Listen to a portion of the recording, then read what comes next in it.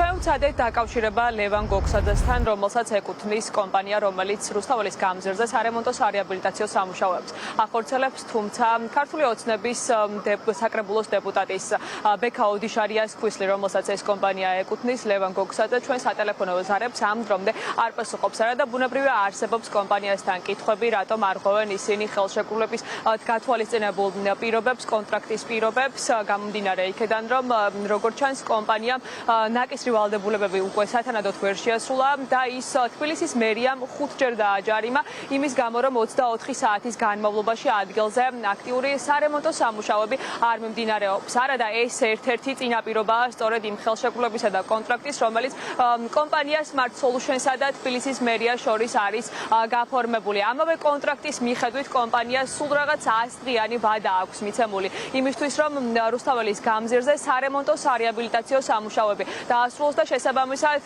ოქტომბრის ბოლოს უკვე რუსთაველის გამზირზე მოძრაობა აღდგენილი და სარემონტო სამუშაოები დასრულებული უნდა იყოს. თუმცა, როგორც ქართული ოცნების ოპონენტები და კორუფციის მკვლევრები ამბობენ, უკვე გამოიკვეთა ის ფაქტი, რომ კომპანია დარღვევით ასრულებს კონტრაქტის პირობებს და შესაბამისად ისინი ვარაუდობენ იმასაც, რომ 100 დღე არ იქნება საკმარისი იმისთვის, რომ რუსთაველის გამზირზე სარემონტო სარეაბილიტაციო სამუშაოები დაასრულდეს და ისინი აქ პასუხისმგებლობის საკითხს ხედავენ, მათ შორის როგორც კომპანიის, ამასთან ერთად თბილისის მერიისაც გამომდინარე იქედან, როგორც ისინი ამბობენ, თავად თბილისის მერია არჩევს ამ კომპანიას და შესაბამისად მონიტორინგიც მას ევალება. ტენდერი ცუდად იყო ორგანიზებული და ცუდად ორგანიზებულია ყველა ტენდერი, სადაც კონკურენცია არ არსებობს, სადაც მხოლოდ ერთი კომპანია მონაწილეობს და თან ამ კომპანიის დირექტორი ქართული ოცნების ხელისუფლებასთან დაახლოებული პირია, უпростоრად ნათესავი. მეორე პრობლემა არის ის, რომ ჯარიმები აბსოლუტურად არაადეკვატურია იმ დისკომფორტისა, რომელიც ექმნება თბილისელებს.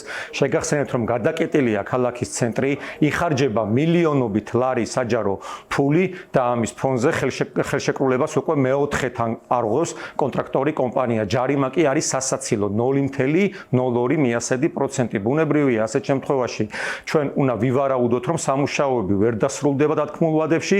კონტრაქტში უწერია კომპანიას, რომ უნდა იმუშაოს 24 საათის განმავლობაში, სამივე ასე ვთქვათ ლოტზე. სამწუხაროდ კომპანიამ ვერ შეასრულა ეს პირობები და დაჯარიმებული არის, ანუ 5 ჯარიმა აქვს გამოწერილი, ერთ ლოტზე, ორ ლოტზე აქვს 2 ჯარიმა, ხოლო ერთ ლოტზე აქვს 1 ჯარიმა გამოწერილი.